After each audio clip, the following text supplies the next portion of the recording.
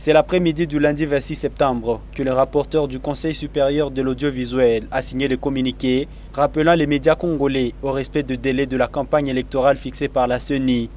À Butembo, le président de l'Union nationale de la presse du Congo UNPC dit constater cette tendance dans les médias locaux et environs.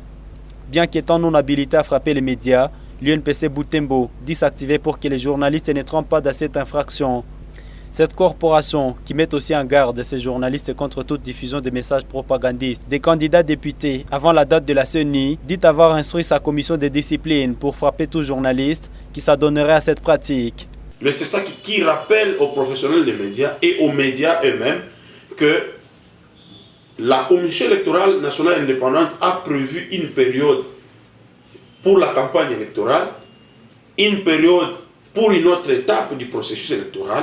Je crois que nous, comme INPC, nous ne faisons qu'accueillir à bras ouverts cette décision parce qu'il s'agit d'une décision qui s'inscrit exactement dans la ligne droite de notre déontologie. C'est pour cela qu'au niveau de l'UNPC, nous allons nous approprier ces rappels du CESAC et déjà au niveau de l'UNPC local, nous avons demandé à ce que la commission de discipline de l'UNPC s'active pour identifier ces journalistes-là qui se livrent à la campagne avant campagne.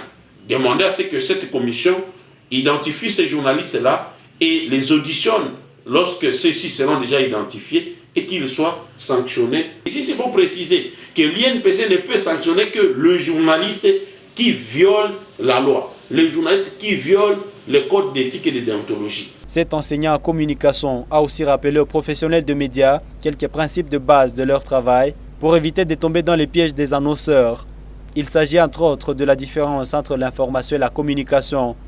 Il recommande aux journalistes œuvrant dans les médias des politiques ambitieux d'orienter leurs patrons au cas où ces derniers voudraient imposer leur contenu en rapport avec la campagne électorale. Je suis conscient qu'au niveau des différentes rédactions, nous savons faire la différence entre l'information et la communication. Nous savons que l'information, c'est notre travail de chaque jour. La récolte, le traitement, la vérification, la diffusion de l'information, ça c'est notre tâche quotidienne comme professionnel des médias.